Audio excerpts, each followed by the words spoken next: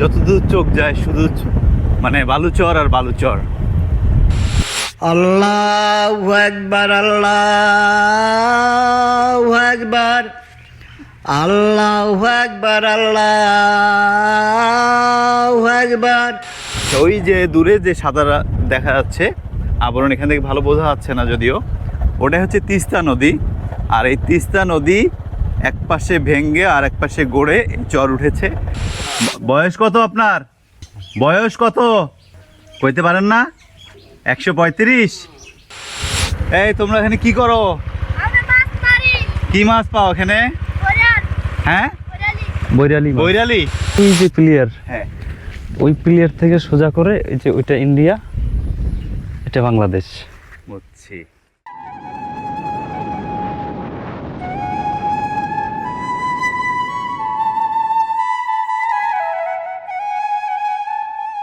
যতদূর চোখ যায় শুধু মানে বালুচর আর বালুচর।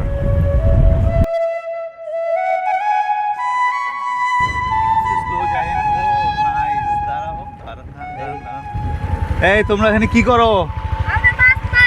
কি মাছ পাও এখানে?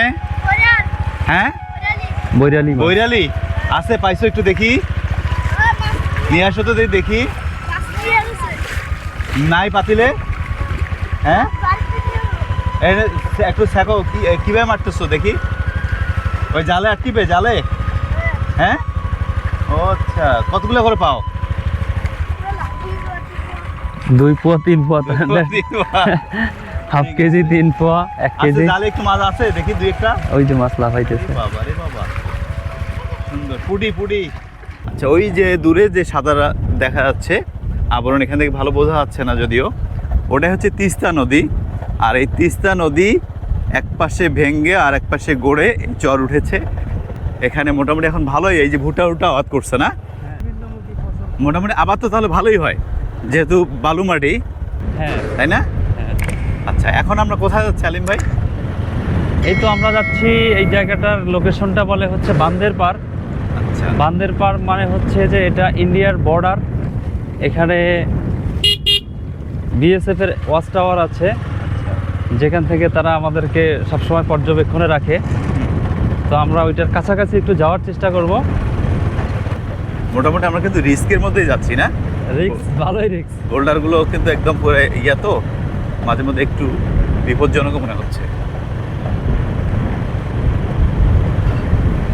ওইটা কি সাদাটা? সাদাটা হচ্ছে আমাদের বাংলাদেশ এবং ইন্ডিয়ার সীমানা, এটা নদীর মধ্যে।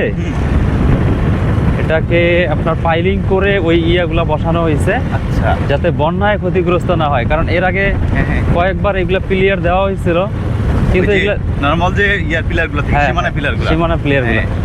তো এগুলো তো উঠে যায়। আচ্ছা, এবার একেবারে প্রযুক্তি দিয়ে মনে করেন যে মেপে ঝুঁকে দাঁড়ান এখানে। কি করেন এখানে?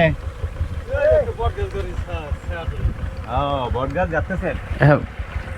নিঃসন্দেহে ভালো একটা উদ্যোগ। আরামের জন্য, মানে আপনারা নিজের উদ্যোগে কাটতেছেন? কোনো নাই মানে? না না না, এই যে আপনারা যে বট গাছটা কাটতেছেন, আপনাদের এখানে কোথায় বাড়ি? কোথায় বাড়ি? এই যে পূর্ব ওই যে গ্রাম এই যে কাটিপাড়া। পাশের গ্রামে? হ্যাঁ, হ্যাঁ। এই যে এই গ্রামটা? হয় গ্রামটা আমাদের এই গ্রাম। আচ্ছা, কি নাম গ্রামের? কাটিপাড়া। কাটিপাড়া, কাতিপাড়া। কাটিপাড়া। ও, বট গাছ কোথা থেকে আনছেন এটা? এটা আমার বাড়ির পাশে আদা কাটছিলাম, হ্যাঁ। আদার মধ্যে চারা করছিল, ওই চারাটা উঠে নিয়ে আসলাম। ও আচ্ছা, ঠিক আছে, গাড়েন দেখি। ভালো লাগলো যে এটা আপনারা নিঃস্বার্থভাবে জাস্ট মানে মানুষের কথা চিন্তা করে হচ্ছে একটা বট গাছ লাগাচ্ছেন। জি। কাজ কাম করি, কাজ কাম আমরাই করি এখানে এসে। একটা বট গাছ তো অনেক সময় লাগে না হইতে, বড় হতে? না না, লাগে না। পলিথিনগুলো ছিঁড়ে দেন, তাহলে শেকড়গুলো ইয়ে হবে। পলিথিন তো পচে না, বোঝেন নাই? আমি একটু সাক্ষী হই। পলিথিনগুলো তুলেন, দাঁড়ান। আস্তে আস্তে একটু ঝুড়ে মাটিতে পড়ে যাবো। মাটি হ্যাঁ, মানে আদার মাটি আসলে বস্তাত। ও একদম শেকড়ের সঙ্গে লাগিয়ে গেছে। নাই, ছিঁড়ে দেওয়া দরকার ছিল না? লাগবে না। লাগবে না? গাছের মধ্যে কেটে দাও, হ্যাঁ, কাটে দেন। কেটে দাও, দাও আমাদের কেটে দাও। আসলে সবাই যদি এরকম করে ভাবতাম মানুষের জন্য, ঠিক আছে, হ্যাঁ। তাই না? হ্যাঁ। শিকড় থেকেও বট গাছ গজায়। হ্যাঁ, ডাল গাড়লে বলে হয় যায়, তা আমরা সারা ডাইরেক্ট সরাসরি সারা গেলাম। আমরা কিন্তু একটা কথা জানি, এটা জানেন?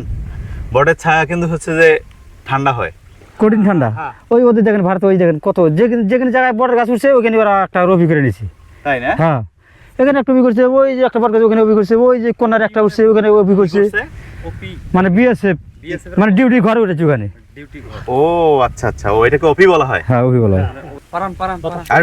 আরো দেন, এই যে এগুলো দেন, এই যে এগুলো দেন।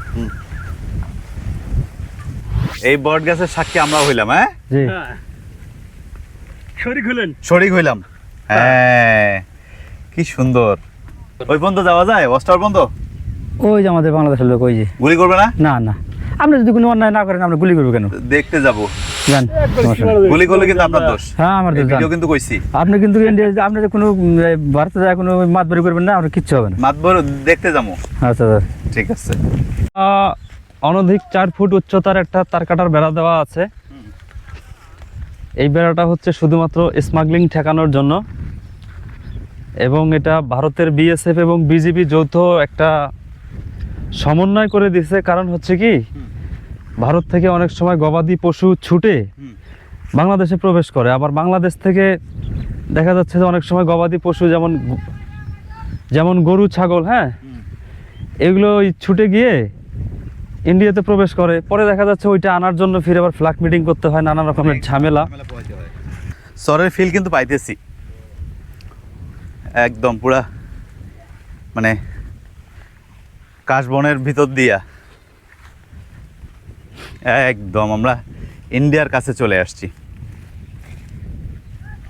ও, এই চেকপোস্টারে অফি বলা হয়। হ্যাঁ, এগুলারে ছোট ছোট গুলারে। জি, আর এই যে বড়টা হচ্ছে ওয়াচ টাওয়ার। ওই যে প্লেয়ার, হ্যাঁ, ওই প্লেয়ার থেকে সোজা করে এই যে ওইটা ইন্ডিয়া, এটা বাংলাদেশ। বুঝছি। কিন্তু তুলনামূলক আমরা বর্ডারে যে বেড়া দেখি ওই বেড়া এটা না, না না, এটা ছোট বেড়া, এটা তো ছোট বেড়া, তাই না? হ্যাঁ হ্যাঁ, এটা আমাদের? এই নালাটা ওদের। নালাটা ওদের? আমাদের তাহলে কোন পর্যন্ত? ওই যে ইয়াটা প্লেয়ারটা আসলে মূলত কি, হ্যাঁ, আমরা এই নালা দিয়ে অনেক সময় মাছ ধরি, মাছ মারতে পারি। ওই যদি এখানে বিএসএফ ভালো থাকে হ্যাঁ, তাহলে মাছ মারতে দেয়। আচ্ছা, কিন্তু আসলে ম্যাপ অনুযায়ী ওই ইয়েটা আমাদের মধ্যে পড়ে গেছে, নালাটা। নালাটা।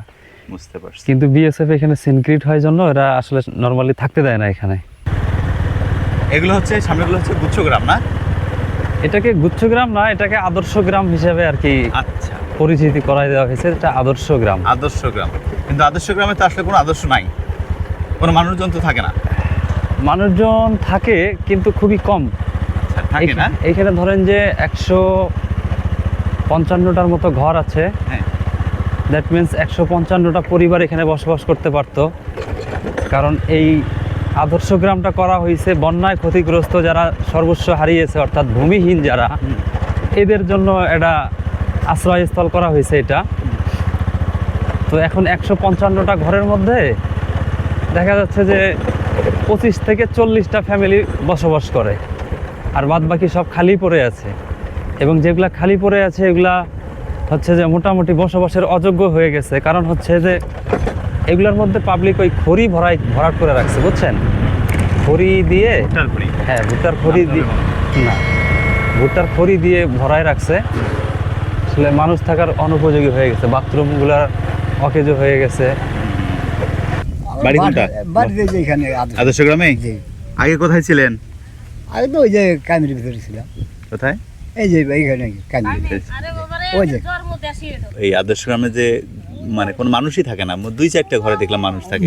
ঘর নিচে সবাই, বুঝছেন, ঘর সবাই নিচে থাকে না। কেন থাকে না? দখল করছে যে সরকারি অনুদান, যে কোনো অনুদান আসলে পাবো, ওই হিসাবে ঘর নিয়ে আসছে। আর সরকারি অনুদান আসলে তো ইউনিয়ন সরকার যে কেউ লোকে কয় যারা থাকে না তাদেরকে দেওয়া হবে না। আমি এই মসজিদের মসজিদই করি। ও, মজনী করেন? জি, তাই? হ্যাঁ, মাশাআল্লাহ। তো এই যে আজান যে দেন, জি। আপনাকে আজান দেওয়ার জন্য আলাদা কোনো এখান থেকে ভাতা টাতা দেয় কমিটি? না, কোনো কমিটি আমাকে দিক, কে সবার তো করি, কে দিবে? মনে হয় তারাবির সময় 1 মাসে তারাবি পড়ার হয় বা আজান দেয় আমাদের যে মুন্সি, তার বেতন আমরা দিতে পারি না, এমন অবস্থা। ইমাম সাহেবের? জি, সে তারাবির টাকা যে পাবে তার তো বন্ধ 5-10 হাজার টাকা দেওয়ার দরকার, কিন্তু সেটা আমরা পাই না। মাত্র 3,000 টাকা দিয়েছিলাম, তাও মানুষ দিতে চায় না। আমাদের এখানে 60 ঘর লোক আছে এখন। 60 ঘর? জি, টাকা দিতে চায় না। তাই না? একটু আমাদেরকে একটু আজান শোনান তো, কিভাবে দেন আজান? আল্লাহু আকবার, আল্লাহু আকবার, আল্লাহু আকবার, আল্লাহু আকবার, আশহাদু আল্লা ইলাহা ইল্লাল্লাহ, আশহাদু আল্লা লা ইলাহা ইল্লাল্লাহ, আশহাদু আন্না মুহাম্মাদার রাসূলুল্লাহ, আশহাদু আন্না মুহাম্মাদার রাসূলুল্লাহ, হাইয়া আলাস সালাম, হাইয়া আলাস সালাম, হাইয়া আলাল ফালাহ, হাইয়া আলাল ফালাহ, আল্লাহু আকবার, আল্লাহু আকবার, লা ইলাহা ইল্লাল্লাহ।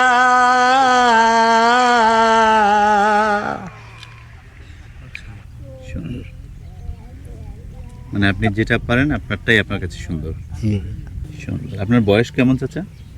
কি হবে 70-75 মতো হয়েছে। কিন্তু আপনি এই যে মানে গ্রামে যে বসবাস করেন, গ্রামীণ খাবার খান, গ্রামীণ আলো বাতাস, এই জন্য কিন্তু এখন আপনি 70-75ও আপনি কিন্তু অনেক হেভি আছেন, ইয়াং আছেন।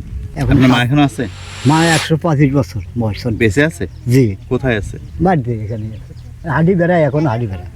তাই? জি, 135? পাটগ্রাম থেকে লোক আসে আমার মার দেখা করে গেছে। মাকে দেখা যাবে? অফিসে দেখা যাবে। কোথায় আছে বাড়ি? হ্যাঁ, বাড়িতে। কোনটায় বাড়ি? ওই সামনে ওই অফিসটা দেখলেন? হ্যাঁ। ওই অফিসের সাথে। আছে, ঘরে আছে? হ্যাঁ। শুয়ে থাকে? না, বই না, হাঁটি বেড়ায়, শুয়ে থাকে না, তাই? সারাদিন শুয়ে থাকে, এমনি হাঁটি বেড়ায়। একটু যাই দেখি। আসেন। ঠিক আছে।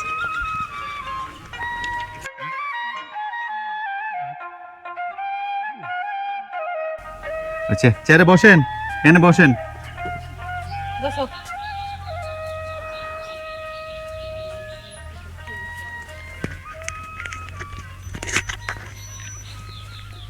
আসসালামু আলাইকুম। বাহ, বুঝছে, ঠিক আছে, কথা বলতে পারে। পান খাইতেছেন? পান খান, পান। পান খাইছাও নাকি মা? পান যে খাও সব সময়, পান ছাড়া বুঝি না। তাই পিষি দিতে হয়? হ্যাঁ। দাঁত আছে একটাও? দাঁত একটাও নাই, আমারই দাঁত নাই, আর মার দাঁত নাই। সকালবেলা খাইছেন কি? খায় না, খান নাই কেন? ওই খাওয়ার রুচি নেই। পন্থা আছে। পন্থা আছে, খান নাই কেন? খান নাই কেন? রুচি নাই? রুচি নাই? ও, ভালো জিনিস ছাড়া বয়স কত আপনার? বয়স কত কইতে পারেন না? 135? ঢাকা থেকে আসছে, ঢাকা। শোনেন না? ওই যে ওই দেখেন পান, ওই যে কানেও শোনেন না, চোখেও দেখেন না, কম দেখেন, অল্প অল্প দেখেন। এই যে ওই যে মানুষের বাড়ি যে গেছেন, শুনলাম যে এই যে মানুষের বাড়ি গেছেন, তো অনেক একা একা গেছেন? একাই গেছেন? ওই যে কার বাড়ি গিয়ে বলে আম খেয়ে আসলেন? হ্যাঁ, ওদের বাড়িতে গেছিলেন আম খাইতে। একা যাইতে পারেন? একা যাইতে পারেন? তাই, ঠিক আছে, তো ভালো থাকেন। হ্যাঁ, আপনাকে দেখতে আসলাম, অন্য চাচার কাছে শুনলাম। ঠিক আছে, থাকেন। হ্যাঁ, দোয়া করেন, আল্লাহ আপনার আরো বাঁচায় রাখুক।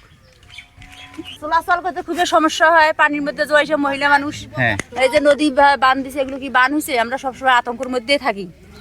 সরকার ঘর দিলে, ঘরের যে কাজটা অনুদান দিছে, শেখ হাসিনা অনুদান দিছে, ভালো দিছে, কিন্তু যে বাজারটা ছিল সেই বাজারটা তো খেয়ে নিছে টাকা পয়সা। এটা পাকার বাজেট ছিল। এখন নিচের ফ্লোর পাকা। পুরো ঘরে পাকা ছিল, কিন্তু সে বাজেটটা আমরা পাই নাই, ঘর মনের মতো পাই নাই। তারপরে ওটা থাক, এখন এই যে নদীর বাঁধ দিল, কোটি কোটি টাকা এখানে ছাড়লো, কিন্তু কাজের কাজ একটাও হইল না। এটা কোনো ভরসা আছে যে নদী এগুলো ভাঙি নিয়ে যাবে না? আগে তো মানুষের বাড়িতে ছিলাম, এখন সরকার দিছে, স্থানীয় করে দিছে, কিন্তু তো লাভ হয়নি। এটা কোন সময় ভাঙি নিয়ে যাবে তার নেই গ্যারান্টি। এই যে বাড়ি ঘর গোনা পাহা করে দিবার ছিল, তাও দিল না, বুঝছেন? আমরা খুব অসহায়ের মধ্যে আছি। আল্লাহ হাফেজ।